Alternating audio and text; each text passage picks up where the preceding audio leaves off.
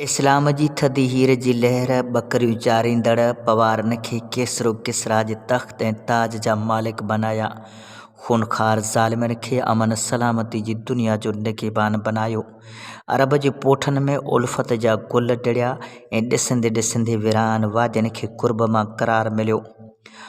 पोइ सॼी दुनिया ख़्वाब में न पर बेदारी जी हालत में पंहिंजे खुलियल अखियुनि सां मुशाहिदो कयो ऐं ॾिसंदे रहिजी विया त इस्लामी दौर तारीख़ जी पेशियानीअ ते हमेशह चमकजी रहिजी वियो।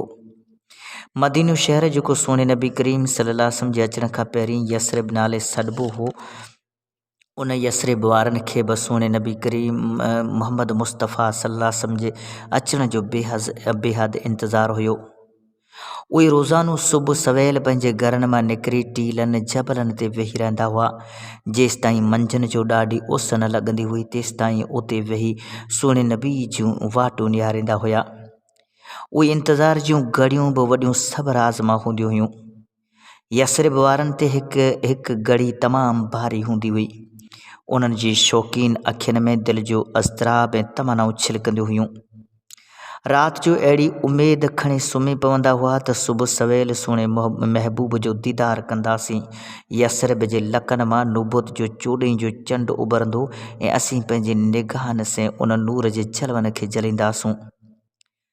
पर वरी बि जॾहिं ॾींहं जो सिजु चढ़ी ईंदो हो, घरनि नाउमेद थी मोटंदा हुआ, पर उन नाउमेदीअ में बि लज़त हूंदी हुई।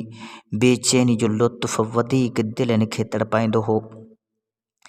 पंहिंजी पंहिंजी क़िस्मत ऐं पंहिंजो पंहिंजो ज़ौक़ ऐं वुसअत जो ज़िक्र हुयो। मके वारनि पाण सॻोरनि सल्लल्लाहु अलैहि वसल्लम खां एतिरा बेज़ार थिया आहिनि जो पाण सॻोरनि खे मको छॾिणो पवे थो, ऐं हेॾा यसरिब जे मकीननि राहकनि जो इहो हाल जो सुहिणे नबी सल्लल्लाहु अलैहि वसल्लम जे दीदार लाइ घटियूं गिस ॿुआरण लॻा। इन्हनि सादतमंदनि जो जोश अक़ीदत ऐं फ़र्त मोहबत ईअं घुरे थो ॼण त ज़मीन वेड़िजी वञे ऐं कल्ह जे बदिरां सुहिणो नबी सॻोरो अॼु ऐं हींअर ई तशरीफ़ वठी अचे।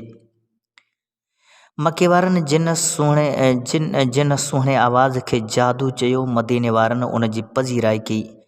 मके वारा मुशरिक बेज़ार ऐं मदीने वारा सुहिणे मुहम्मद जा मुश्ताक़। हिकु तरफ़ अदावत ऐं असबियत ऐं ॿी तरफ़ जोश ऐं अक़ीदत ऐं मोहबत। मदीने वारनि जी दिलियूं हक़ खे क़बूल करण लाइ बेताब। रोज़ रोज़ जूं नयूं ख़बरूं ॿुधंदा पिया वतन त अॼु कुबा मां सुहिणो महबूब रवानो थियो। कुबा वारनि सुहिणे महबूब सल्लल्लाहु अलैहि वसल्लम जी उठ जी मुहार खे चुमे खेसि अलविदा कयो। हू सुहिणो नबी मदीने में अकेलो नाहे अची रहियो, पर उन जे जलवे में बरकतूं आहिनि, सादतूं आहिनि, हिदायत जो परचम आहे, भलाईअनि जा निशान आहिनि ऐं नेकियुनि जा खज़ाना आहिनि। पाण सॻोरनि जे क़दमनि मुबारकनि सां यसरिब जी तारीख़ जो नओं बाब शुरू थींदो। पोइ त इंतज़ार जूं घड़ियूं ख़तमु थी वियूं। दीदार जी तमनाए खे मुबारकबाद ॾियण लॻा। जूना ऐं जवान सुहिणे मुस्तफ़ा जे दीदार लाइ निकिरी पिया। माउनि पंहिंजनि मासूमनि खे सींद पटियूं कढी सुरमा लॻाए नवां वेस ढकाए कजलाती अखियुनि सां सुहिणे महबूब जे दीदार लाइ तयारु कयो। सुहिणे महबूब जी सवारीअ खे ॾिसी हिक ॿिए खे मुबारकूं ॾियण लॻा ऐं अहलन वसहलन मरबा जे नारनि सां मदीने जूं भिटूं गजण लॻियूं। सभिनी जा चहिरा मसरत ऐं शादमानीअ सां टिमण लॻा। उन ख़ुशीअ यसरिब ते हिकु कैफ़ियत तारी करे छॾी। दिलियूं फाटण लॻियूं ऐं मदीने में सदाऊं बुलंद थियूं त यतीमनि जो बांह ॿेली अची वियो। जबलनि जी चोटीअ खां सदाऊं बुलंद थियूं त ग़ुलामनि जो मौला अची वियो। हाली रहमतुल्लाह चयो त वो नबियों में रहमत लक़ब पाने वाला, मुरादें गरीबों की बरलाने वाला, मुसीबत में गैरों के काम आने वाला, वो अपने पराए का गम खाने वाला, फ़कीरों का मलजा, ज़ईफ़ों का मावा, यतीमों का वाली, ग़ुलामों का मौला।